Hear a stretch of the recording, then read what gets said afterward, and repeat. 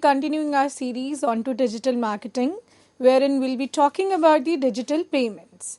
Right. So, over the time period into this digital era, we have seen a total evolution of our payment mechanism. And if you remember those times, those traditional times when we used to do or used to go for the barter system, and over the time period, the coinage systems came into the existence, and then the cash currency. Right. So over the time period that there has been an evolution of the payment system, we have evolved altogether from a barter system wherein we used to transact in terms of goods in kind. So if somebody has taken good A from someone else, they used to exchange it for good B, right? So that is what is used to be the settlement mechanism among the populace, right? So over the time period, what has evolved? We have evolved altogether now to a digital, or we call it as an online payment system, wherein the entire interface is now onto the digital channels. So when we talk about this online payment system, it basically means that there is an interface wherein the payment for the transactions for goods and services, they are being made online. And when we say online, that means we are resorting to the digital payment channels. So nowadays you encounter a number of digital payment channels wherein we take the name of your UPIs, right, NEFT, RTGS. So the minute if somebody asks you to make a payment, you'll do what? You'll immediately use any, payment wallets, you'll use any UPI application mechanism, and that payment will be very fast. It will be so quick. It will be swift into the nature that, it will just hardly take 2 to 3 seconds to make sure that the payment reaches to the other end. Also, it is convenient for both the buyers and the sellers if these sort of your payment mechanisms have, came into existence, and it makes the entire process of your transaction for your sale and purchase of goods and services a very smoother experience, right? So, for example, since we talked about all these digital marketing, so digital marketing means all these goods are being promoted digitally. So that means now the business has also taken a form of your e-business, wherein all the transactions, wherein even when we talk about the payment mechanism, so that is also digital. So basically e-business is a broader connotation than your e-commerce, because in e-commerce we basically are talking about the sale and purchase of goods and services. But when we talk about e-business, this is a very wider connotation, wherein we are also talking about the e-commerce transactions, we are also talking about the digital payment mechanism, we are talking about the online communities, your blogs, customer relationship management. So everything is being, you could say, handled very effectively onto the digital era, onto the digital platform, you can say it. So due to this evolution of your e-business, this concept, there has been a parallel shift into the payment mechanism.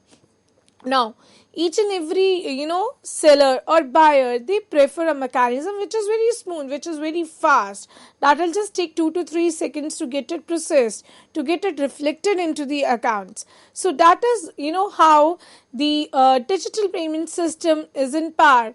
It is there, you being into any corner of world, or you be into any part of India.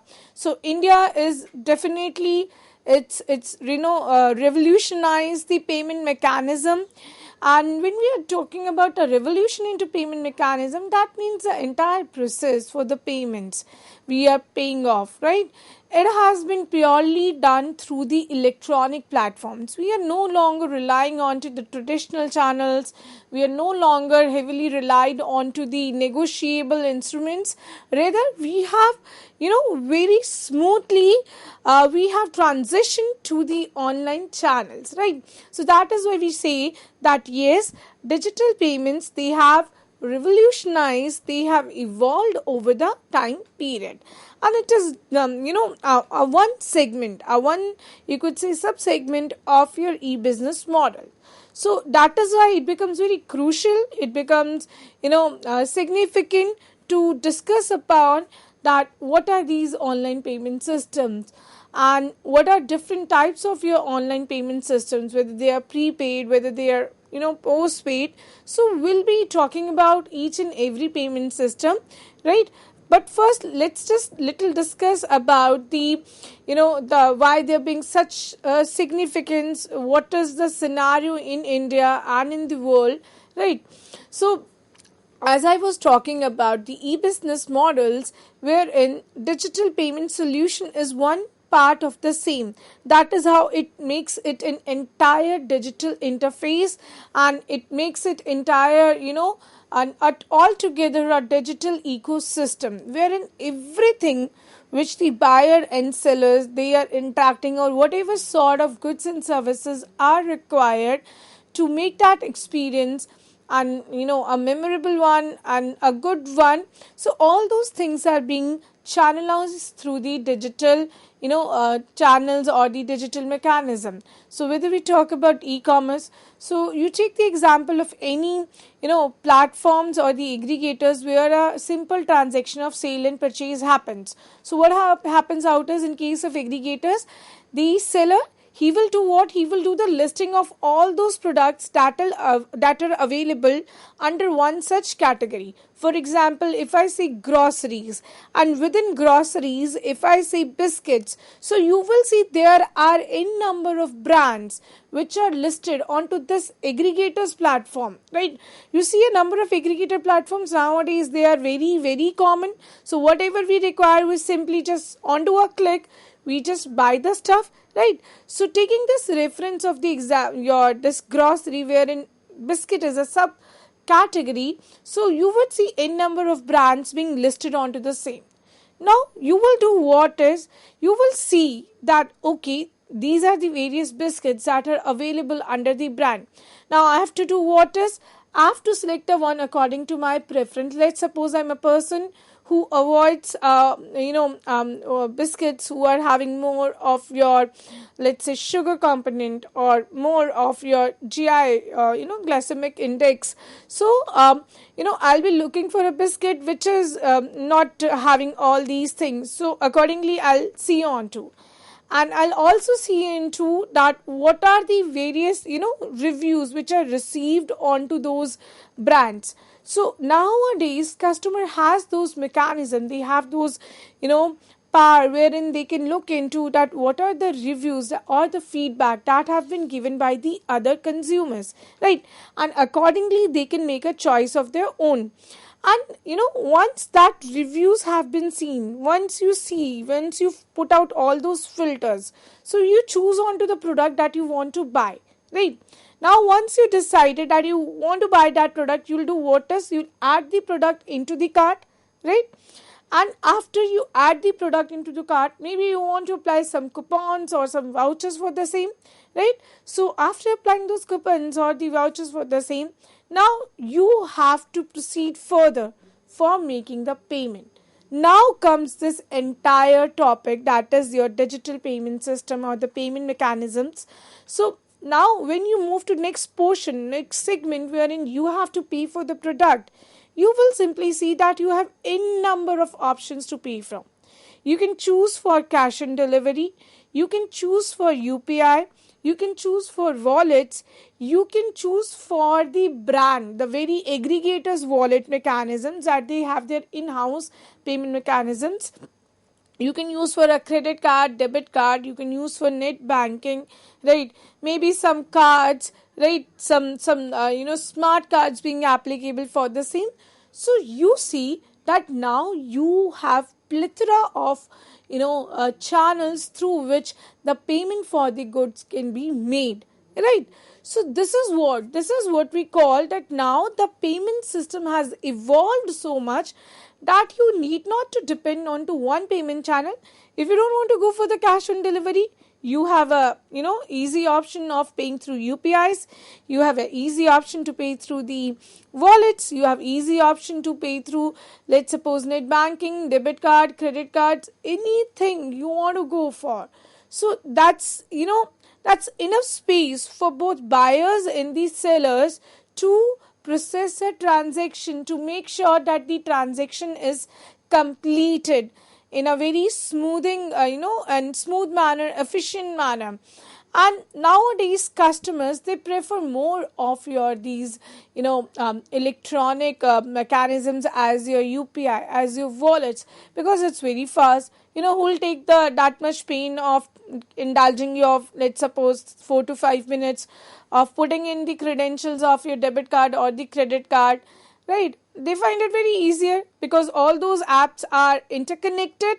So the minute you choose a wallet, so it will take to a third party application that you have linked with the aggregator's application.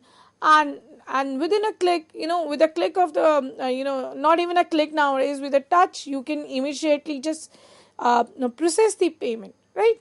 So therefore we call, whenever through an electronic platform which is being used to process the payments for the transactions, wherein we are not indulging any physical cash, or we are not even making use of checks, we are not even making the use of negotiable instruments, it refers to as your e-payment system, right?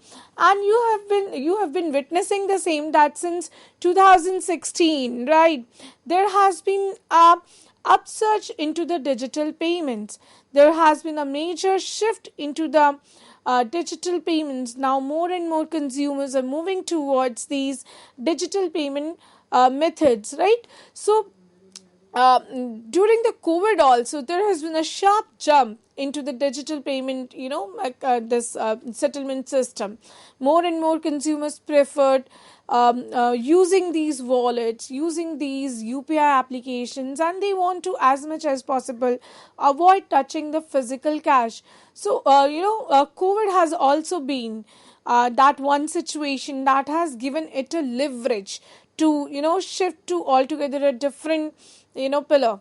So, with the rapid advancement of the technology, with these situations like COVID, increasing penetration of the internet, so and these e-commerce, e-marketing, and your e-services payment interfaces, you could see that these e-payment interface has left no space untouched. Now it has reached the forefront, and every person, whether residing into the hinterlands, whether residing into the far-flung areas, they are making sure, or they are finding it very convenient to use your digital payments, as in they prefer using your debit cards, or they prefer using your UPI channels, right? So when we are talking about these e-payment systems, they are very, very convenient. They are transparent also. Transparent in a sense is you can have a ready-made proof for your transaction. So if you make a payment using your debit card, credit card, NEFT, RTGS, UPI, wallets, anything, you have the ready-made proof to validate that yes, you made the seller this much amount on this particular date at this particular time through this particular location, right? So everything is being tracked down. So through that, you can easily go for such a mechanism which is very convenient, which is very transparent. You need not to get into those hassles of proving that yes, you made a payment in advance to a person, because cash sometimes becomes very difficult to track upon. But digital payments, since digital things leave their digital footprints, so it becomes very easy to track upon the same. It becomes very convenient, and it is very swift as compared to your traditional payment mechanisms. So all these online payment mechanisms, they are being majorly operated through your third party applications. There are number of third party applications, there are builders, there are number of examples for the same. So whatever the collaboration that particular aggregator or your seller is having with that third party companies, accordingly they go for such thing, and and in turn these third party applications, they take a charge for every transaction that is being processed online. It is not like that ki, if let's suppose you in any brand A you are buying a stuff from, so that website is offering you the payment mechanism that yes, you can pay through this third party application. So in that case, that third party application is going to take a charge for every transaction that has been processed. So sometimes you see that platform handling charges that are being taken from you. Sometimes it is directly taken from the customer, or at some point what happens is ki they take it from the seller, and after adjusting for those commissions or whatever the amount, they accordingly pay it off to the seller. So that is the way out through you could say different mechanism through which your these digital payments are being settled. So as I talked upon, that e-payment system is both your, it has prepaid channels and it has postpaid channels, right? So when we talk about prepaid your e-payment system, the first thing that we'll be talking about is the credit cards. So credit cards being the very prominent method of your making online payments, electronic payments, and it's into the market since as we can say way back in 2001 onwards or 2005 onwards it was there.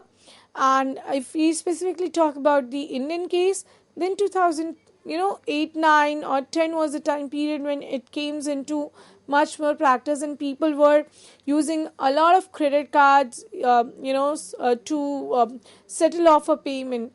And basically what is a credit card? It's a plastic card, right, which has a very distinctive number which is embedded onto the same and which is directly linked to a bank account. So there are number of bank accounts. What happens out is these banks, they issue you a credit card based on to your credit worthiness, right? And accordingly you have what? You have the credit limits for the same, right? And you can supposingly you are not having the money, that much money into your accounts, so you do what is you buy the stuff onto credit, and the bank on behalf you pays the payment directly to the seller, right? And later on it will take the payment from you maybe after a month or 1.5 months as per the billing cycle of the banking company or the financial company.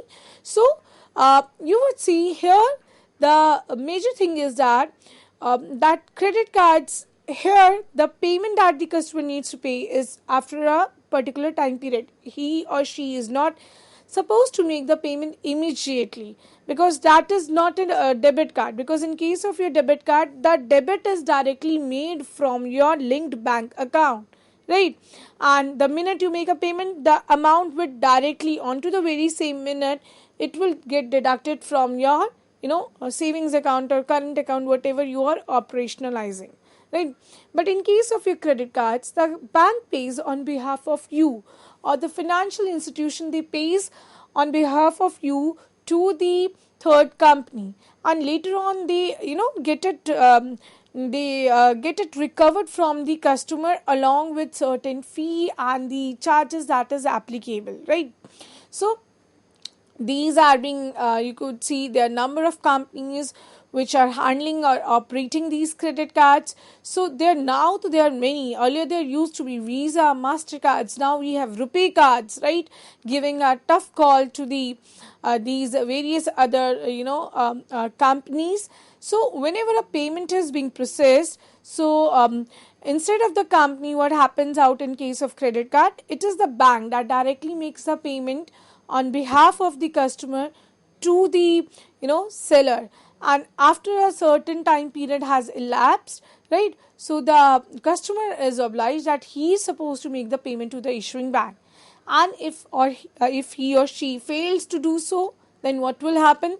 They are supposed to pay the penalties onto the same, right? Bank will charge a heavy penalty for the same if you are not paying the payment well in time, right? So again these are the payment mechanism which a person can use, right? And which makes the entire process very easier. So when we talk about this credit card system, so it has these many things, that for example there will be a card holder. So that means that is you, the buyer, the customer. He is the one who is a card holder. There will be a vendor. So vendor is one who is a e-retailer, right? Who is selling out the goods and the services. Then there is a bank who issues the credit card. Then there are card issuing companies, which are again the third party companies, as I mentioned, Visa, MasterCard, Rupee, right? And then there is a acquirer bank. That means the bank who takes the payment on behalf of the seller. So that is why they are called e-retailers bank, right? So these are the acquirer banks. So this is how the entire ecosystem of a credit card works upon, right? So you would see their number of parties and how the process moves like, right? But when we talk about a debit card, it's quite a similar to your credit card, that you again have a plastic card with a unique number or a distinctive number embedded onto the same, a chip being embossed onto the same. And it is different in a term is that whatever account a person is having with a respective bank, right, the debit will be made, the deduction of the amount will be made directly from the savings or the current account of the person. Herein you are not paying it later on, rather the payment is immediately being debited from your issuing bank. So if you are having a bank account for, let's suppose, ABC bank, right, and that bank has issued you a debit card, so what will happen the minute you use your debit card, the transaction will be directly debited from your respective savings bank account, right? So this is how it happens in case of your debit card. But when we talk about your credit card, the amount is later on recovered from the customer, maybe in installments or maybe after a particular period, along with whatever, let's suppose, the processing charges or the commission charge or various terminologies being used for the same, right? So this is what is the basic difference between your debit card and a credit card. Next is your smart cards. Nowadays you see a lot of smart cards, right? So you would see all these smart cards, whether you travel on to metro, you travel on to maybe nowadays many mechanism public transports are amended in such a manner wherein you can simply use a smart card which is there, usable onto a bus also, usable onto a metro also. So that ways these smart cards are made. They had this microprocessor chip which is rooted into the same, and this chip will store all your information. It will have your information, and plus it will also have the mechanism wherein it can store funds. So you see the metro, right, and you use those smart cards. What is the scenario in case of these smart cards? That particular metro card, it will have the information, or it has that much capacity that it will reflect the amount of funds that is being there into that particular smart card. Now it is a little different from your debit cards and your credit cards, right? You are getting a smart card wherein every time you travel through a particular route, or you, let's suppose, buy a stuff, whenever a transaction is carried out, a corresponding deduction is made under the accounts.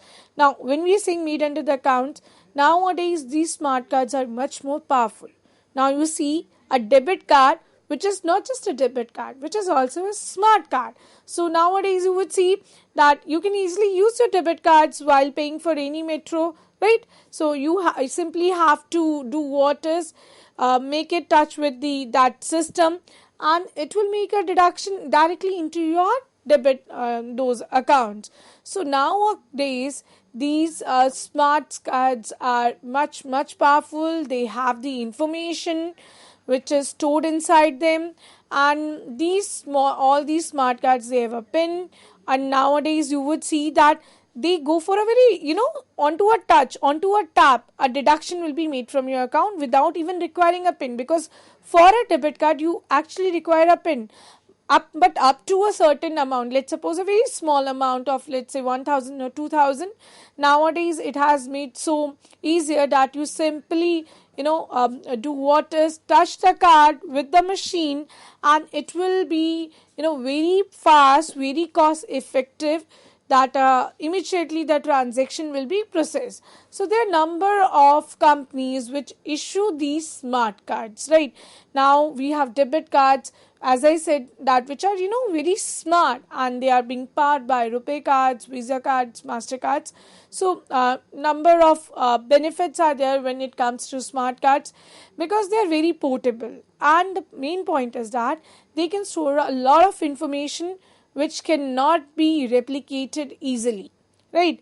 And as I said, that smart cards are secured in a manner that they can store a lot of information. One can track on to that, okay, this is the point from where the smart card has been issued, or this is the bank which has issued the smart card, right? So again, all these smart cards, they are so efficient that it becomes very easy, super easy to process a transaction, right? So when it comes to these prepaid mechanism, it's not just the smart cards, debit cards, or the credit cards. There are a lot of other, payment mechanisms which we use very commonly. So we'll be discussing about them after a short while. So thank you.